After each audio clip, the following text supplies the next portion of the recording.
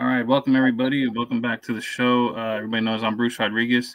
My guest today is Gianmario of Primal Bee. Thanks for coming. Thanks for coming on my live today. So, if you may have seen some of the videos that I've done with the Primal Bee hive, the big, giant white poly type of hive. Looks like I have someone else joining. Do you have another person, Dr. J? Is Dr. J someone who's coming on too? Yeah, Jason. Jason is our right hand. He's a PhD in entomology. He is in the team, and I guess Okay. Somewhere. Okay, I'll bring him in a minute. So Gianmario is here. Are you tuning in with us from the United States, or are you abroad?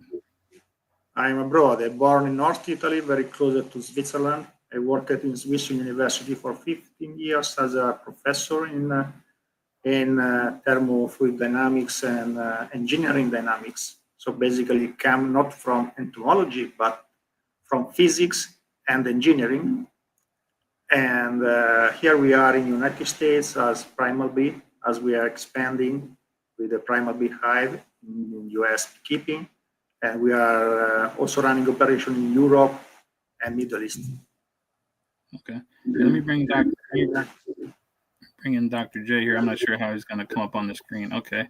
How you doing there, Dr. J? What's your name? I'm Jay. Jason. Yep. Jay, Jason, Dr. J. Beekeeper, entomologist, researcher, and I'm working with Primal Bee as a senior beekeeping advisor. Hey, Bruce, we had I guess we had spoken before the live stream, and so thanks for having us on. I appreciate you. Oh yeah, no problem. Yeah, just giving people a chance. I get a lot of questions about it. And I just thought, hey, what the heck? Let's talk about it. Let's see what happens. So how long has this hive style been?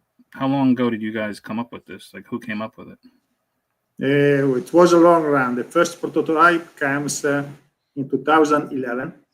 It comes from a private research as we can beekeeper for a hobby. Basically, me and Alex is one of our teammates.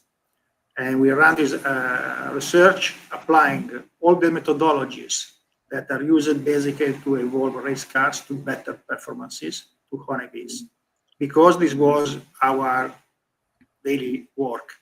And becoming beekeepers, we recognize how hard it was to reach results, even applying the full methodology that we read in the book or we got transferred by the master in the matter.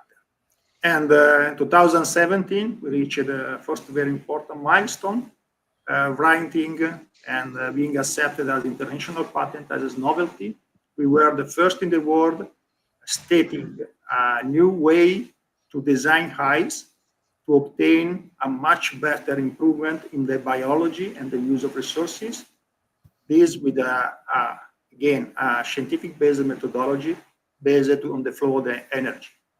And here we are with the new product, Primal Bee Hive, that you know very well. That is the last step in the development, in performance, and also in the industrial production for any kind of adopter. From the commercial, we are working in several pilots here in the United States to early adopters, hobbyists, sideliners, any kind of beekeeper. Okay. So I have one very I got an echo going on there. Somebody has another window open there. But I have a pretty basic question. Someone's asked me what are the hives made out of? What is that material? Because I never know whether to call it poly or is it foam, styrofoam, or rigid foam. What is it? It's technically speaking expanded polystyrene. Okay. It's high density expanded polystyrene. Basically, it's a polymer food grade that is used in the food industry, but it's used thanks to the technological process to be produced with a higher density to face better the erosion by the atmospheric condition or by, say, bees or moths or all these these agents. Okay, yeah, because somebody, there's always going to be people that see a video of something and it's not made out of wood, so they automatically say, "Oh, it's going to poison the bees. It's gonna have off gassing." And I told them I knew right away. I just said, "No, this is going to be food grade material. I'm sure there's not going to be some type of chemical off gassing into the bees." No, there are, yes, also another observation, the environmental impact, if we are speaking and looking also, environmental impact is a balance. So we should put on the table what we are using as a material itself, as expanded polystyrene, and what is the equivalent of pollution we save thanks to a better life cycle for honeybees, less managing operation by the beekeeper, lighter transportation. So in that balance, we demonstrated in Europe that we are scale factor 6 better than the environmental impact for the wooden knives, standard wooden knives. Yeah, they are very light and definitely very sturdy. I mean, I could clobber somebody with that thing and hurt them pretty bad if I wanted to, but it is very light. I mean, I like it. How did you come to a decision of the size of it? Because to me, it's very big. Like the frames are really big, almost a little bit too big. But Yeah, how did you come to that size? the size is unconventional. Okay. Jason, do you want to jump in? No, I'm good. Sorry, I was just trying to fix my laptop was a little unstable. So okay, try to be short. The size fits a larger queen deposition capability and the larger capability by the colony to feed the larva, because they reduce of an important scale factor the burn rate of the honey because of the thermal incubation need. The honeybee colony, as every beekeeper knows, is a thermal superorganism that uses as a food the honey to warm up the incubation chamber. And this physically lead a burn rate, kilos, honey, months, to maintain the incubation chamber. If we measure in an analytic, scientific way, the cost of this mass of honey dedicated to warm up the nest, we discover that is even larger than the food, the honey that is used to produce food for the new generation. So, thanks to the change of design and material combined, we reach a scale down, a huge scale down of this burn rate. You use 10 times less kilo honey months to warm up the incubation chamber. That means we have a very large brood area that can be fed by the colony because they have the resources now to dedicate to produce the food. So the final design also must fit larger combs to accept larger brood area. And the metrics in all the pilots we are doing, we are experiencing that depending on the operation location, but a rank that is around 2 times scale factor 2 of the brood area that we experience in conventional hives. Okay, yeah, because the brood, what we call it over here, we call it the brood nest area. I guess you guys call it the incubation area. That colony is it's so huge now. It's just really, really big. And if that thing swarms, oh my God, it's going to be a 50-pound swarm coming out of that thing. It's so big. And I was kind of worried that maybe they wouldn't build the combs straight down. They are building them really straight, believe it or not. Because nice. I'm even doing foundationless with them. I didn't have any foundation in the combs. It's just I don't have it perfectly centered, so they kind of lean a little bit, but I can fix that later. So I just added the super to it a couple days ago, so it'll be interesting to see. Cool. How many frames of brood do you have now? Would you say is it pretty much full?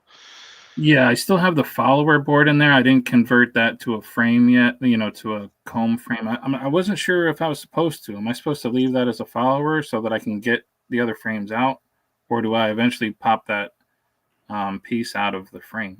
It's I let really them up to build. you. From what I understand, Gianmario, you have thoughts on this? No, that's really up to you and your location. Every time the beekeeper knows very well his nectar flow, his condition, and must try whatever he thinks is the best point of view of supers and sites of the colony. One observation comes from the population. When we experience larger population, the primal beehive, thanks to the phenomenon we described, the colony will also swarm with higher population. So it's up to you to understand which is the trigger of the sites or in your location that the colony decide to swarm. You can take several action. One brand new action you can do with the primal bee is to extract 1 or 2 frame with the queen, the old queen, produce a new colony aside, a split, and let the old colony requeening. This cool down the swarm desire of the old colony in a very natural way. And you can, with a strong colony, you can even harvest honey in the super while they are requeening. So it's require a bit of practice, but there are a bunch of new area where explore possibility in a natural way to control this swarm. Yeah, thanks. This is great. Yeah. You gotta see that pull out. And Wow, look at that. wow, fantastic colony. Congratulations, Bruce. That was a swarm from one of my oldest colonies that I've had for a long time. So, it's look at that festoon at the bottom, them just hanging on together. That's great. Amazing. Looks nice. I think that was the second frame in, second or third.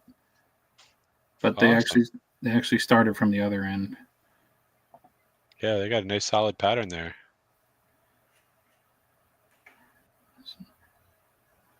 So here I actually found the queen, so I was pretty well done with that. Sure. Yeah, it's looking happy and healthy. Let me see here in a minute. I'll show putting the super on. Let me scoot it up a little bit.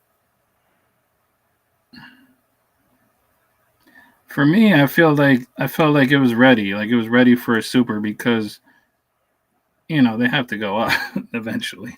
Yeah, So sure. Put that on there. Good choice.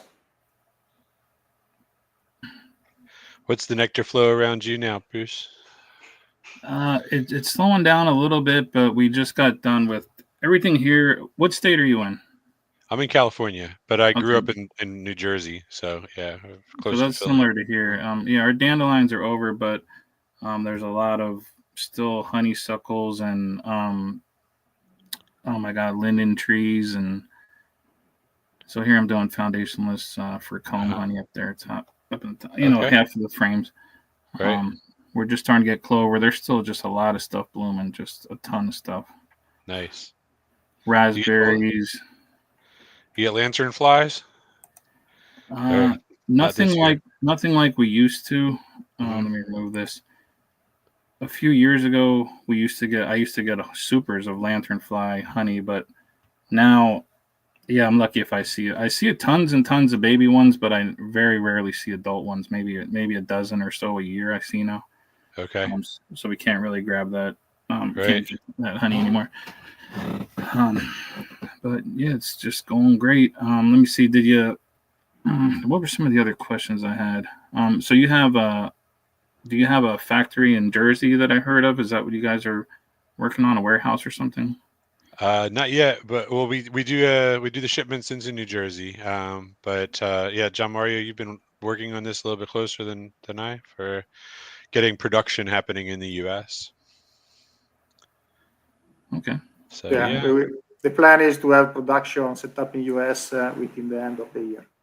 We are working the supply chain that is more complex that it can appear, but we are doing it. So you can avoid the tariffs then. Yeah. So they're not $700 each. And the shipping, yes. The shipping, it's also bulky items, so it's definitely better to be produced in the United States. Mm-hmm. So I think was that you who did I speak to on the phone? Was that you, Dr. J? Probably, yeah, I think so, Bruce. I did have a conversation with you.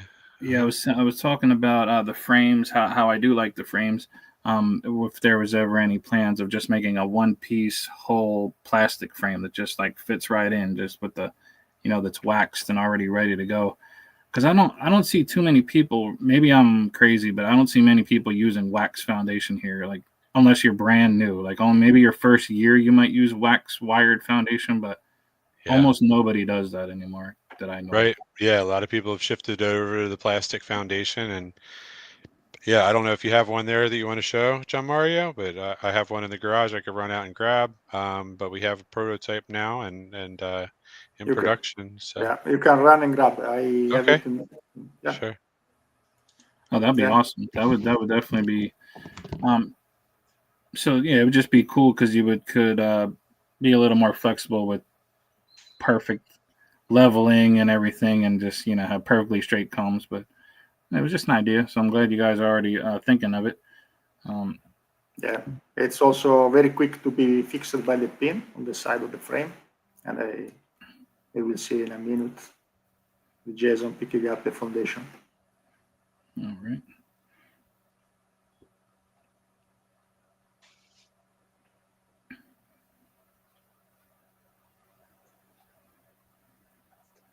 If anybody watching has any questions, feel free to put it there in the comments.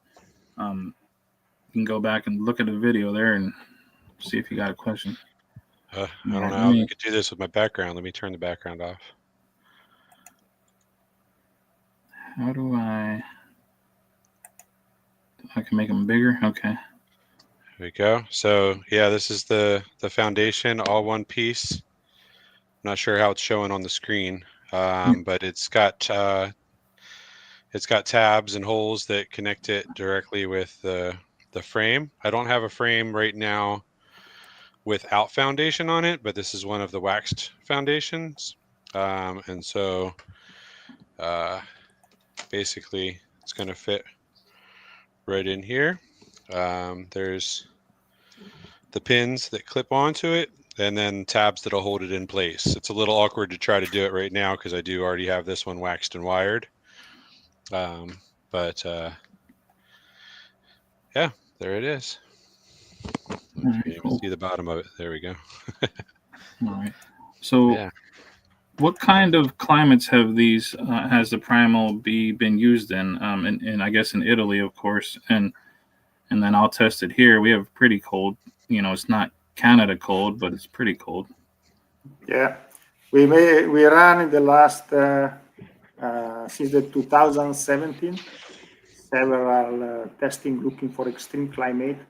We survived. We overwintered in Kenai Peninsula, Alaska, looking for the extreme cold. We have a running operation, chemical-free, very unique, in the Negev Desert, Middle East, with Ivan Padurov. It's a beekeeper that helped us in early adoption. It's more than 10 years that he works with Primal Bee Hive, and in the last 5 years he's running a chemical-free operation, very unique story. Aside of these two extreme climate, extreme hot and extreme cold, we test the system from sea level up to 2,000 meters in Central Alps, as well as extensively in Europe from Central Italy up to Germany and Northern Europe. And we have up to now about 400 hives in various locations. The concept behind is always similar. Doesn't matter if you go in the extreme hot or in extreme cold, the temperature differences is always force the colony to work. It work like your stove or your air conditioner, but is always energy. And once we are able to reduce this energy, the colony can survive well in the daily development, as we saw in your wonderful hive, but also to climate shift and extreme change in storms, wind, or shifting temperature when they are harvesting or waterfall arise. So there are those testing that we perform extensively. Yeah, that's interesting. The one in Alaska, that's crazy. Because I know a lot of, I know a lot of, well, I don't know people there, but I've seen some videos of Alaskan beekeepers who don't even bother. They don't even put them in a shed or anything. They just take all the honey and kill the bees, and just it's cheaper that way. So that's interesting that they could keep them over winter in Alaska. Yeah, that's cool. So they'll definitely do fine here. And then I can whether they make something in the soup or not, I know that big nest will hold a bunch of honey in there, a good amount for them, and they'll be nice and insulated in there, so they won't even really burn that much energy. I mean, I overwinter nukes here too, so that big old thing will be fine. They will have also a very good mobility inside the nest, because as they can manage a bubble of isothermal temperature much better, even in extreme conditions, the mobility of the single bee in the cluster will be higher, so they can decide and pick up pollen or nectar store in the nest in a more flexible way. Yeah, they don't have to cross the gaps in between, frames and boxes. George from Iowa Lands asks what the dimension of the deep frame is. Offhand, I don't know. It's very long, but is there a number of inches that it is long, or centimeters? I guess probably. Jason, with imperial units, yes, you are more. I can measure it real quick. Yeah, I don't have that on top of my head right now. Yeah, but so just give me 1 second. I'll measure it out, and I'll put the dimensions in the chat. Okay. Or let you know. Yeah. Yeah, George uses the Layens hive. I have one Layens hive now also, and it's definitely longer than that. Definitely bigger. But Yeah, it comes down a little bit, so it's not just a straight rectangle. Yeah, it's different. I want to point out that it's not only size and area of the nest frame, it's also a combination with the properties of the hive structure. So the lions had a very good intuition, but lacks of the combination between nest shape and size to the properties of the boundaries. So the lions basically isn't much more efficient than a good traditional double dip. Doesn't go very far as a measure of how many kilos of honey the colony uses to warm up the nest. And while the Primal Beehive closed these gaps and really scaled down a factor of 10 the use of the honey to warm up the brood. All right. So while Dr. J is getting the, let me get rid of my thing here. Let me stop that. And here you have some slides here. If there's a few here you want to talk about, I'm interested in any of them. I'm perfectly. Hold on, we'll see what Dr. J had about the. It's 26 slide inches. Basically representing a very short our path of research the last 15 years. Everybody know the first lies of the superorganism and the standard hives. Doesn't matter, here we speak about Layens hive, because those hives are built up with the linear metric size as a main driven design criteria. They look to the reality of the colony, of a swarm in the wild, and they took the size of the brood and they replicated, putting basically some plywood around, or nowadays is some styrofoam material. What we made is moving from these linear size criteria to a fully optimization. What does it mean? It means that, again, we apply fluid dynamics criteria and engineering criteria to reduce the multi-parametrical problem the multi-parameters, the multi-variables, thickness, material, size, and all these kind of design criteria to reduce the use of the resources of the nest to incubate the new generation, allowing the colony to feed more brood for the new generation. And that's the results of the Primal Beehive, and it's the main difference at the intellectual and design point of view. That's the final stage of a very long journey into the field. Cool.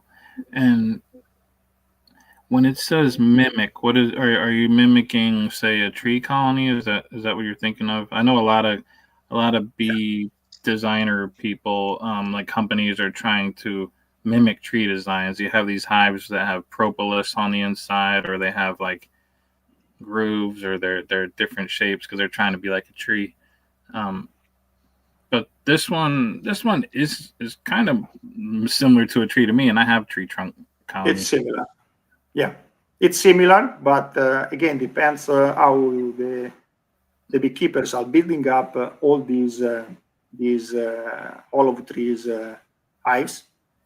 They can be different in a significant way. I saw many because I was very passionate of olive tree building when we started this research. We can see very often people building up huge wall thickness structure in the olive trees, but putting very thin layer on the top. That's mean it's as building and insulating your mountain house with the wall insulation on the thick insulation on the walls, but letting opening the roof so that the heat escapes. So with very simple example, we understand how each feature that compose the hive design is synergic to all the other structure we put around the nest, leading to the final total efficiency in the nest. I just to mention that the top insulation, including double cover and the super used as an air chamber, has the equivalence of the insulation properties of 1.5 meter. That's in imperial units, it's about 5 feet of wood. So let's figure out the difference. In air value is something that is on the discussion by beekeepers. It's not fully exhaustive at a technical point of view, but let's speak of air value. Our air value in the top is 150, while conventional styrofoam hive has air value variable. You know already the value from 10, 15, 20 maximum.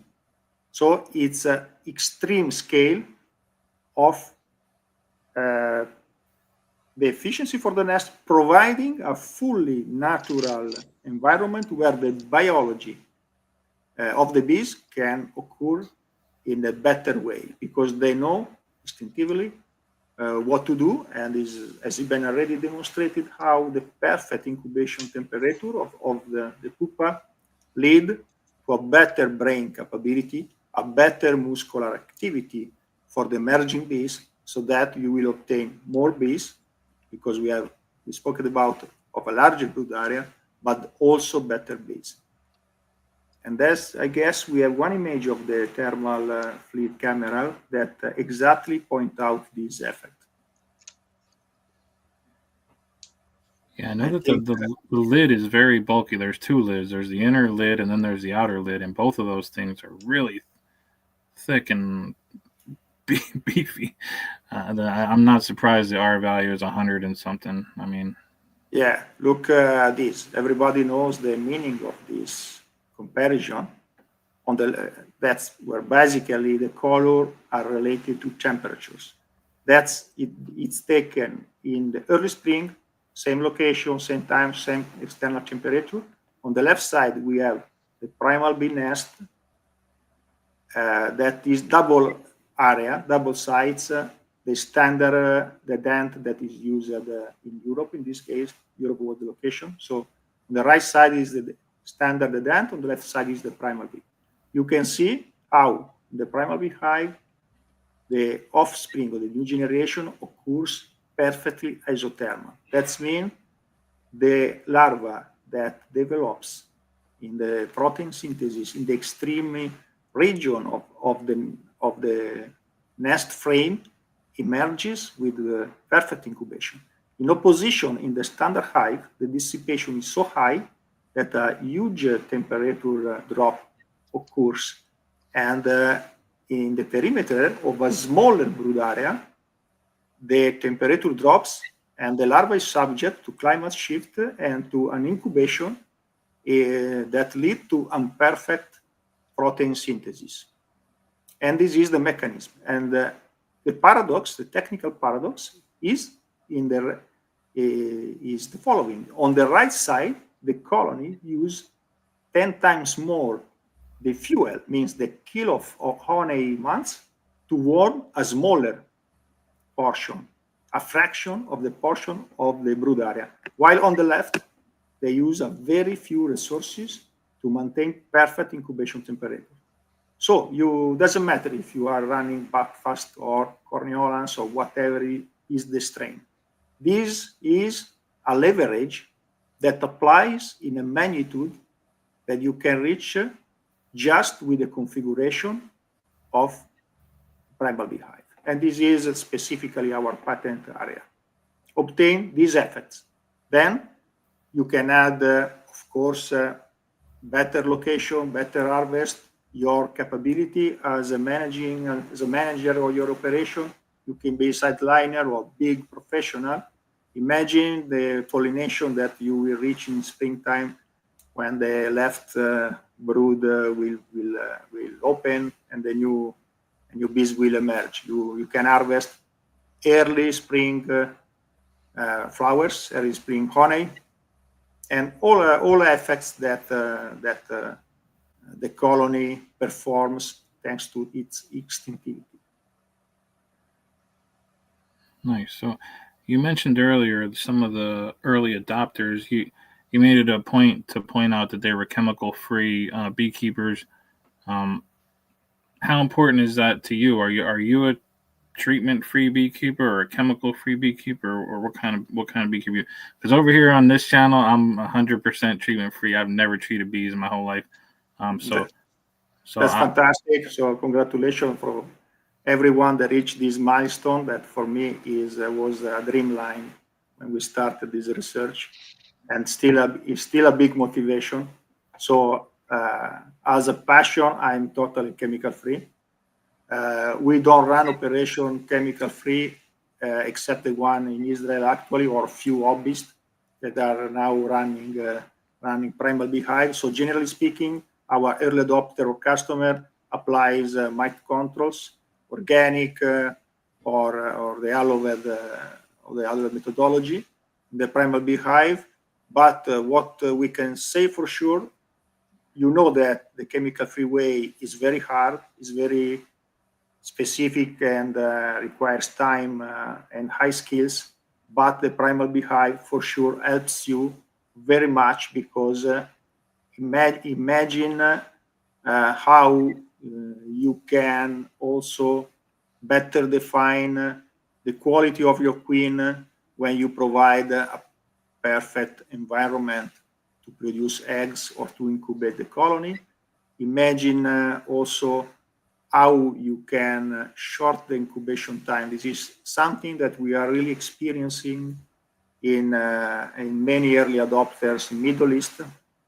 They are looking how, thanks to better incubation, they experience a reduction in incubation time. So there is an advantage, as everybody is related to chemical-free knows, to shorten the incubation time, and disadvantage in the varroa mite replicability.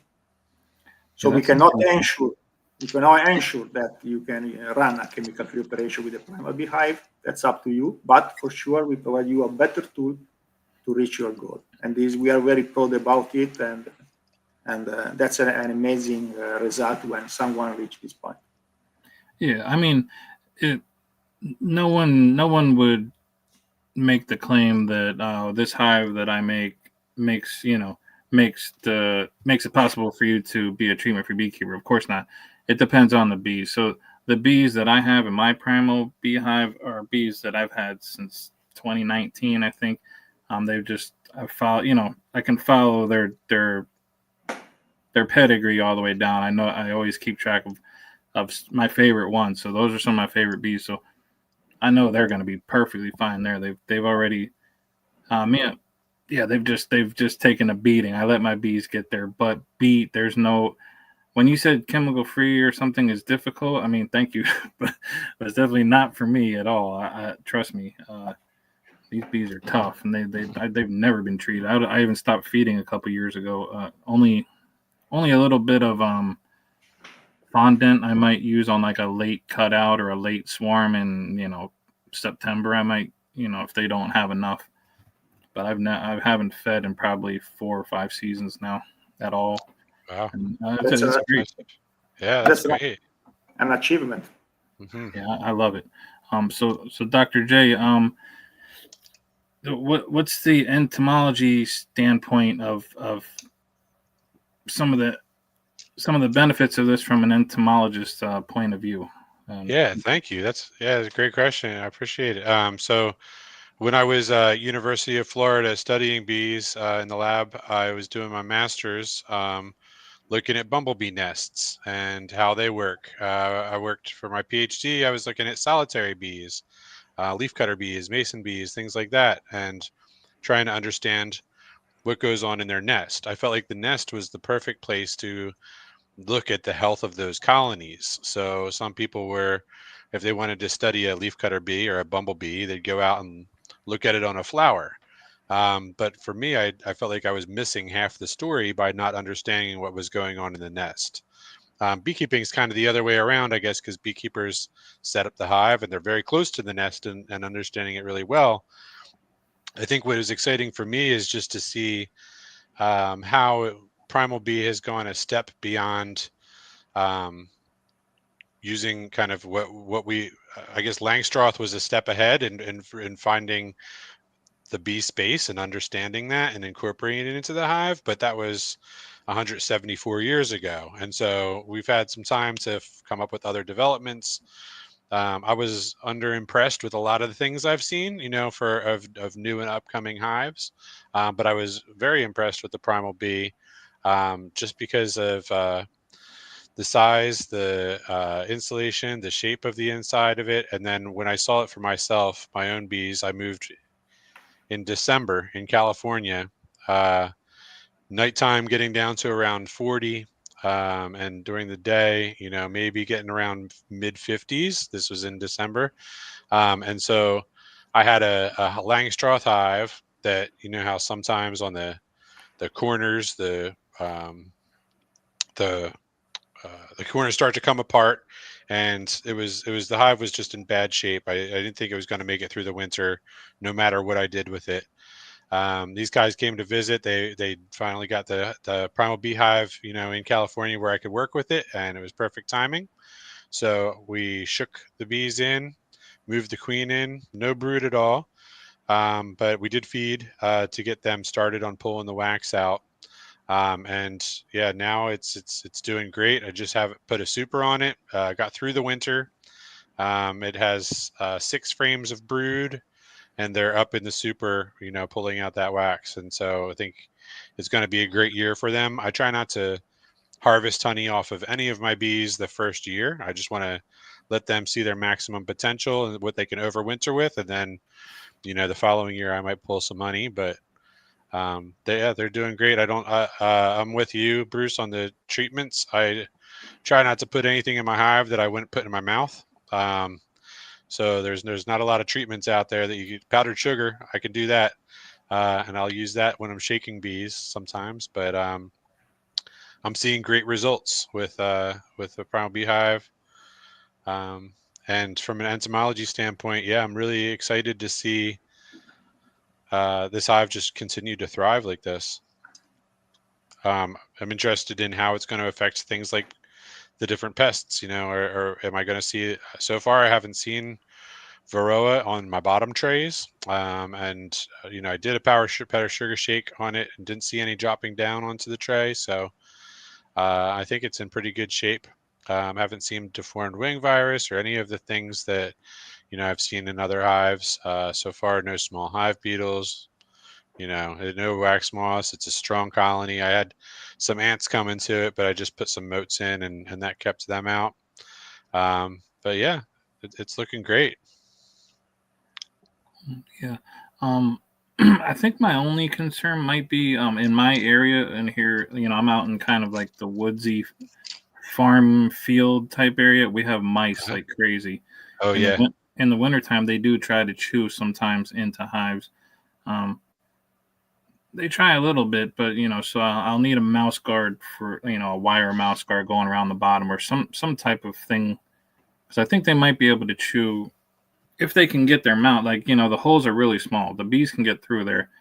I don't know how a mouse would actually get in there to bite it, but they could. They might be able to. So I'll have to block them out. But yeah, I haven't had any issues with. Good observation.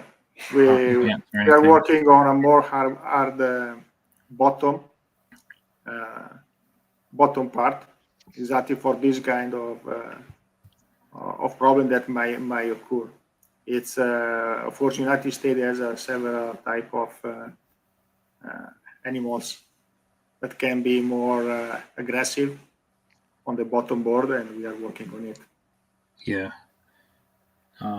Yeah, but that's it. I mean, ants, I don't worry about too much. For mine, I don't really have. There's nowhere really that I can see how the.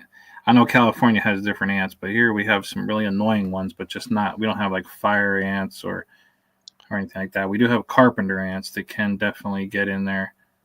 Bees can usually beat them up pretty easy, but the little tiny ones are the ones that are an issue. What I got, yeah, the little tiny ones. I use Tanglefoot.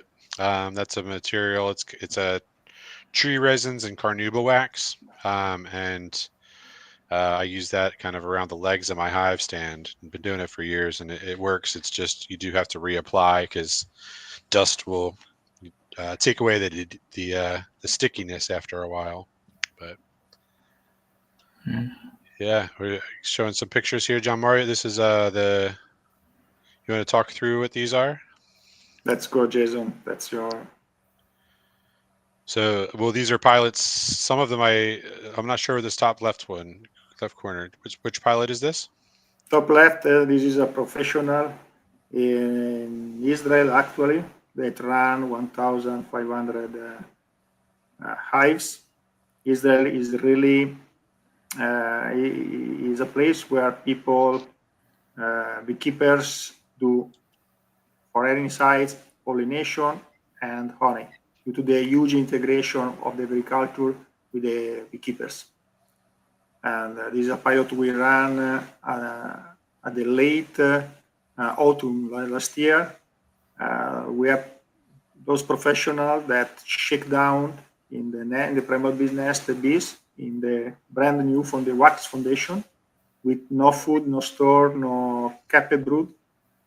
And that was an extreme operation, considering to them impossible to be made over winter in the colony. Despite that, the colony successfully overwintered, entered very strong in the springtime, and this springtime was particular because there is a dramatic drought, no rain in the region, and Primal Beehive performed really in an unbelievable way. They harvest honey, and those professionals already become recursive customer after just 5 months pilot. Of course, the commercial is a long run. There are many aspects to be tuned in the operation, and you can see our Kenai Peninsula testing with a wonderful elk.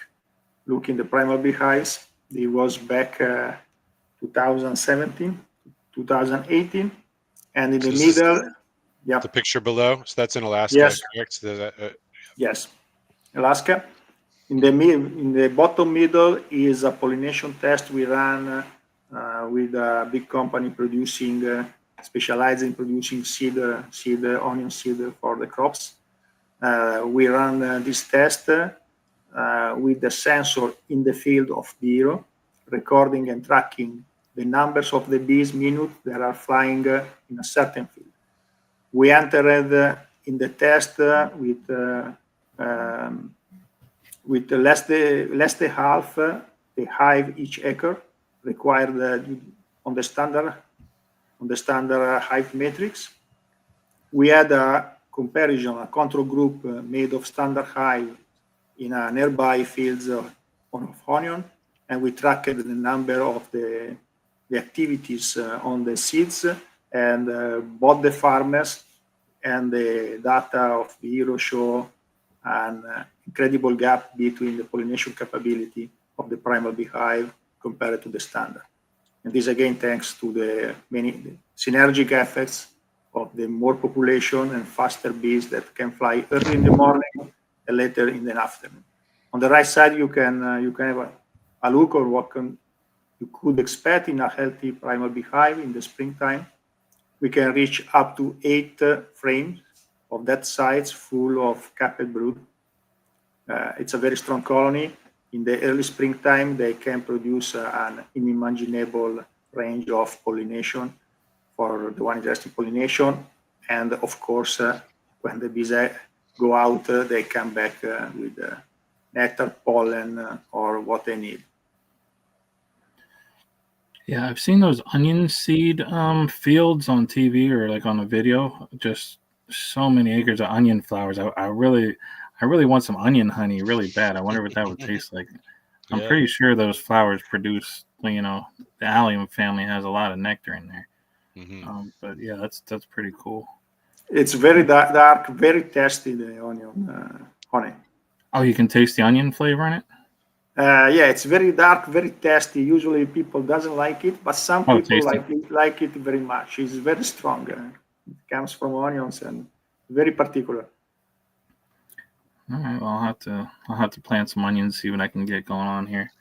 But yeah, I mean, I learned a lot here. I'm happy with what I have so far. If you have any final closing words you want to say, or you can always come back. You can watch on the channel for the updates. I'll keep updating how my Primal Bee colony is doing. I'm gonna need another one just so I can make splits or something, because I don't know. I don't know what I'm gonna do. Or I could shake them off. I could also do a shook and swim but in the springtime. Why not? We can provide to you a Primal Bee hive to try the split and to come across the winter. That will be. Yeah, let me know when you're ready for that, Bruce.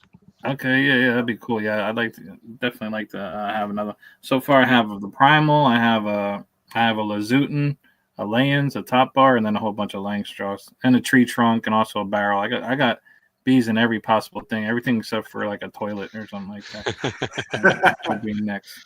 But all right, so we'll sign out here. Thank you, Gianmario and Dr. Thank you very much, Bruce. Thanks so much, Bruce.